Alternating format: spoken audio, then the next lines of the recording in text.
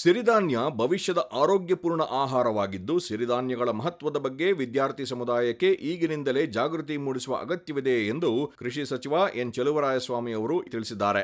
ಜೀವನ ಶೈಲಿ, ಆಹಾರ ಪದ್ಧತಿ ಬಗ್ಗೆ ವ್ಯಾಪಕ ಚರ್ಚೆ ನಡೆಯುತ್ತಿದ್ದು, ಪ್ರಾರಂಭದಿಂದಲೇ ಆಹಾರ ಬಳಕೆಯಲ್ಲಿ ಬದಲಾವಣೆ ಮಾಡಿಕೊಂಡರೆ ಅನಾರೋಗ್ಯ ಸೇರಿ ಹಲವು ಸಮಸ್ಯೆಗಳಿಗೆ ಪರಿಹಾರ ದೊರೆಯಲಿದೆ ಎಂದು ಹೇಳಿದರು. ನಗರದ ಕ್ರೈಸ್ಟ್ ವಿವಿ ಆವರಣದಲ್ಲಿ ಕೃಷಿ ಸಚಿವಾಲಯ ಮತ್ತು ಕ್ರೈಸ್ಟ್ ಕಾಲೇಜಿನ ಪ್ರೀಸ್ ಪ್ರಾಕ್ಸಿಸ್ ಮತ್ತು ಡಿಪಾರ್ಟ್ಮೆಂಟ್ ಆಫ್ ಮೀಡಿಯಾ ಸ್ಟಡಿ ಸಹಯೋಗದಲ್ಲಿ ನಡೆದ ಮಿಲೆಟ್ ತಿಂತೀರಾ ಸಿರಿಧಾನ್ಯ ಸಂಸ್ಕೃತಿ ಉತ್ತೇಜಿಸೋಣ ಅಭಿಯಾನಕ್ಕೆ ಚಾಲನೆ ನೀಡಿ ಮಾತನಾಡಿದ ಸಚಿವರು, ಸಿರಿಧಾನ್ಯ ಏಕೆ ಅಗತ್ಯ ಎಂಬುದನ್ನು ಎಲ್ಲರೂ ತಿಳಿದುಕೊಳ್ಳಬೇಕು ಎಂದರು.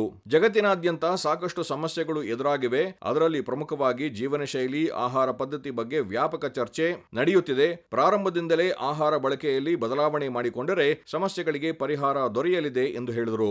ಸಿರಿಧಾನ್ಯಗಳು ದೇಹಕ್ಕೆ ಪುಷ್ಟಿ ನೀಡುತ್ತವೆಯಲ್ಲದೆ ದೀರ್ಘಕಾಲದಲ್ಲಿ ದೈಹಿಕ ಸ್ಥಿರತೆ ಹೆಚ್ಚಿಸಲು ನೆರವಾಗಲಿದೆ. ಜಗತ್ತಿನಾದ್ಯಂತ ಸಿರಿಧಾನ್ಯ ಪ್ರಮುಖ ಆಹಾರ ಪದ್ಧತಿಯಾಗಿದೆ. ಕಡಿಮೆ ವೆಚ್ಚ, ಕಡಿಮೆ ಅವಧಿ, ಕಡಿಮೆ ನೀರಿನಲ್ಲಿ ಸಿರಿಧಾನ್ಯಗಳನ್ನು ಬೆಳೆಯುವುದರಿಂದ ರೈತರಿಗೆ ವೆಚ್ಚ ಕಡಿಮೆಯಾಗಿ ಹೆಚ್ಚಿನ ಆದಾಯ ತಂದುಕೊಡುತ್ತದೆ. ಇದೀಗ ಸಿರಿಧಾನ್ಯಕ್ಕೆ ಅಂತಾರಾಷ್ಟ್ರೀಯ ಮಾರುಕಟ್ಟೆ ದೊರೆತಿದ್ದು, ಬ್ರ್ಯಾಂಡಿಂಗ್ಗೆ ಒತ್ತು ನೀಡಲಾಗಿದೆ.